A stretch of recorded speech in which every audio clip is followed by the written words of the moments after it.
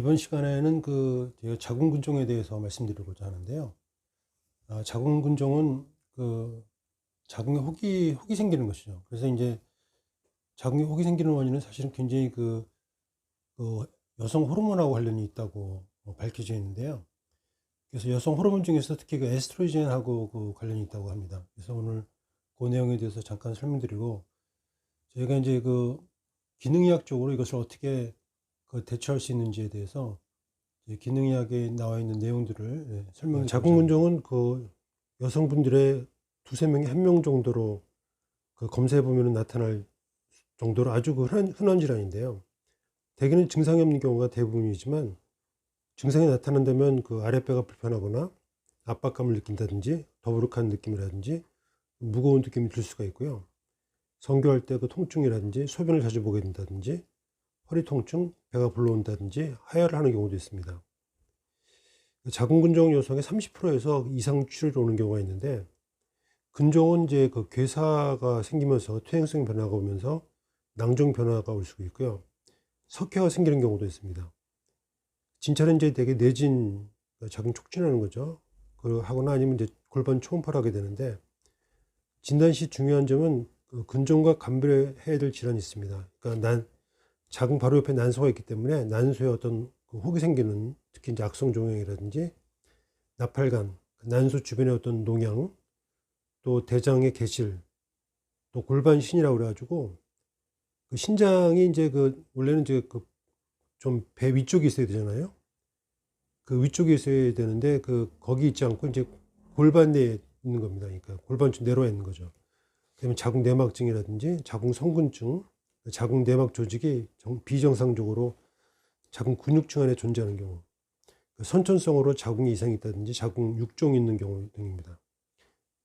그래서 보통 일반적으로 말씀드려서 자궁근종은 실제로는 섬유조직보다는 근육으로 이루어져 있고요. 자궁근종은 여성 호르몬인 에스트로겐의 자극에 의해서 섬유조직이 증식한다고 여겨지는데, 가임기 때 생겨서 임신기간 동안 커지고요. 폐경 후에는 이제 줄어드는 것을 보면은 에스트로겐이 원인과 성장의 역할을 한다고 보는데, 때로는 폐경 가까이 갑자기 커진 경우도 있습니다. 이건 또한 에스트로겐이 과다하게 영향을 미치는 것으로 생각되고요.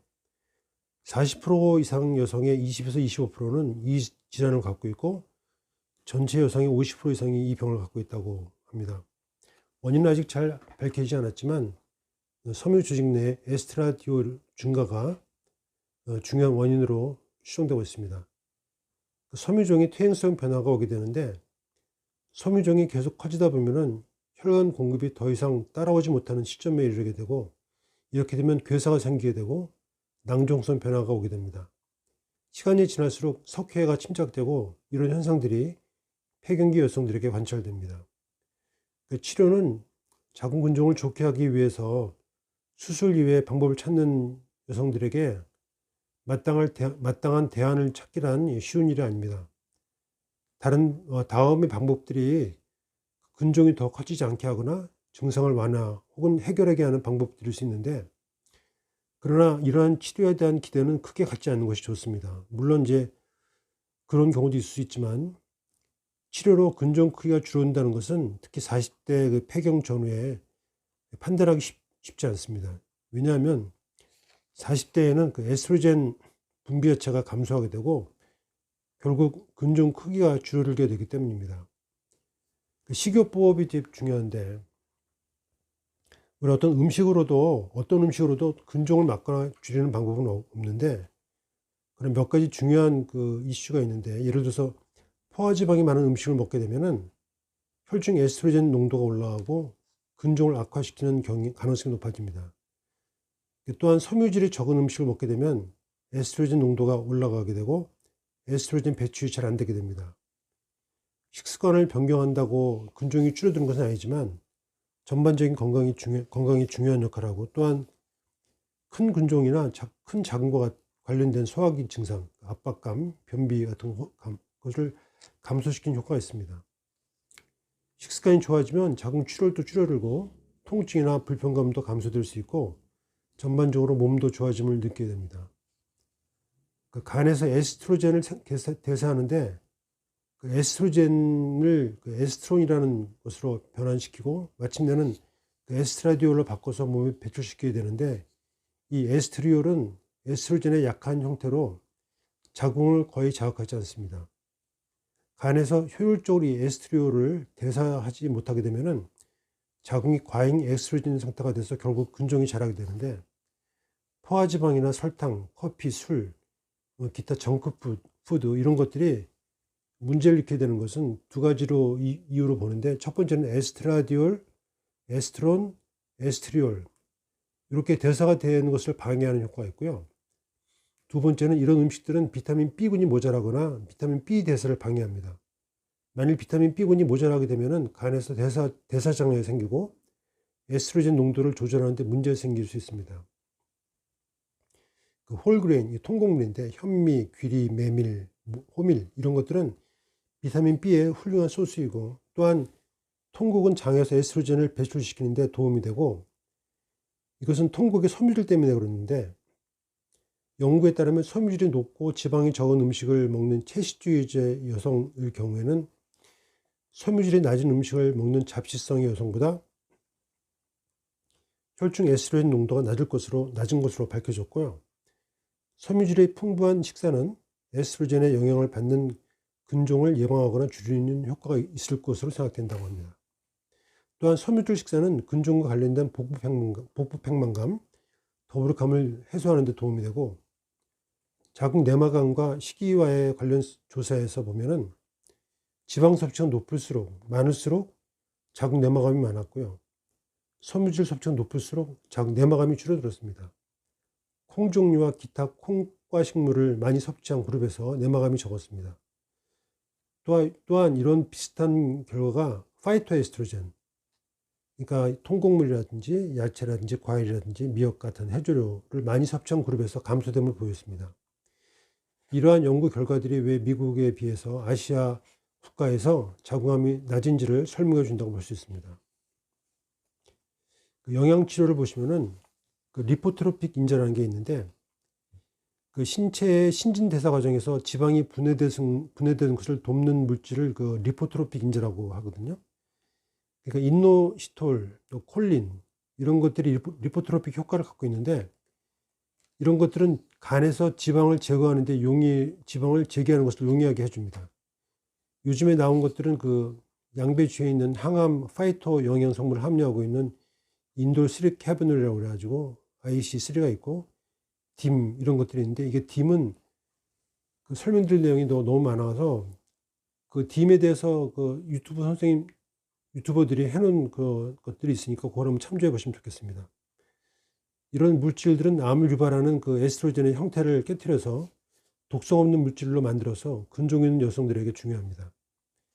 췌장 효소는 더부룩함이라든지 가스, 소화불량, 소화가 안 된 음식이 변해 나오는 것, 흡수장애 그런 데 도움이 되는데, 원래는 이 췌장 효소가 근종 조직을 분해하는 데 도움이 될 것으로 보여진다고 하고요. 식간에 복용에 효과가 있다고 합니다.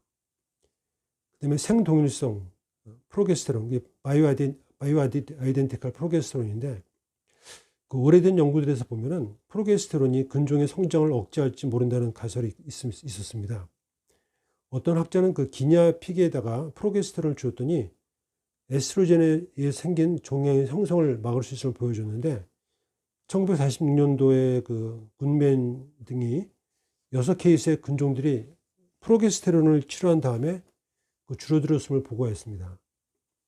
또 리 등은 근종이라는 것은 에스트로겐 자극에 의해서 생기는 것이라고 상정했고, 에스트로겐 우세라는 그 말을 썼는데, 이는 상대적으로 프로게스테론 결핍으로 에스트로겐이 우세한 상태가 되었다는 뜻입니다.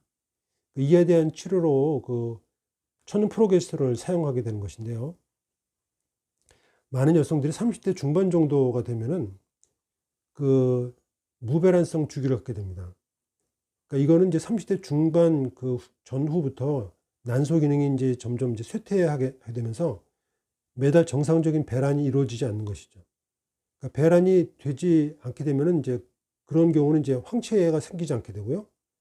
황체가 생기지 않게 되면 황체 호르몬도 생산이 안 되는 거죠. 그러니까 이렇게 되면 이제 황체 호르몬이 떨어지고 여성 호르몬, 그러니까 에스트로겐은 상대적으로 많아지는 여성 호르몬 우세가 되는 거죠. 에스트로겐 우세가 되는 겁니다. 그럼 이 여성 호르몬들이 자궁과 난소를 자극해가지고 커지게 되므로 각종 질병을 일으키게 되고 자궁 근종이나 내막증, 난소 낭종 같은 걸 일으키게 됩니다. 또한 그 에스트로겐의 작용이 부종을 일으키고 유방이 커지게 하거나 체중이 늘게 되고 특히 골반이나 몸통 쪽에 유방의 섬유 낭종 변화가 오게 되고 우울증이 생기고 성욕이 떨어지게 됩니다. 또한 뼈의 미네랄 감소가 동반되고 이러한 모든 변화는 프로게스테론 감소와 관련된 에스트로겐 우세 증상들입니다. 충분한 프로게스테론이 공급되면 근종들은 더 이상 커지지 않고 또 대개 크기가 줄어들고요. 폐경이 될 때까지 더 커지지 않을 수 있습니다. 폐경 후에는 근종이 위축되게 됩니다. 그 천연 프로게스테론 치료는 바르는 크림 제자가 나오는데 크림 1온스당 400mg의 프로게스테론이 들어있고요. 이 크림은 4분의 1 티스푼을 생리 후 일주일간 바르고 하루에 한두 번 바르고 다음 2주간은 하루 2번씩 4분의 1 혹은 2분의 1 티스푼씩 바르게 되고 생리혈이 흐르는 동안은 프로게스테론 크림을 일주일간 바르지 않습니다. 바르는 위치는 팔 안쪽이나 가슴, 허벅지 안쪽, 손바닥 등에 바르면 됩니다. 그래서 기능의학적 치료를 이제 다시 한번 좀 정리해서 보면은 식사는 저지방 식사를 하라고 하고요. 고섬유질 식사, 섬유질 높은 음식하고 통곡물, 아마시, 콩류 등을 먹고 포화지방이나 설탕, 카페인, 알코올 섭취 등을 피하도록 하고요. 영양제로서는 그 리포트로픽 인자들, 그 콜린 1000mg에다가 메치오닌 1000mg, 그 다음에 시스테인을 같이 복용할 수 있고요. 다른 방법으로는 세이미, S아데닐 메치오닌을 하루에 200에서 400mg를 복용하고 인돌3 카비놀을 하루에 300에서 600mg, 디인돌 메탄이라는 이걸 갖다가 100에서 200mg를 식사와 함께 복용하고요. 효소는 췌장 효소를 350에서 700mg를 하루에 3번 복용하고 브로멜라인을 200에서 750mg를 식간에 복용할 수 있습니다.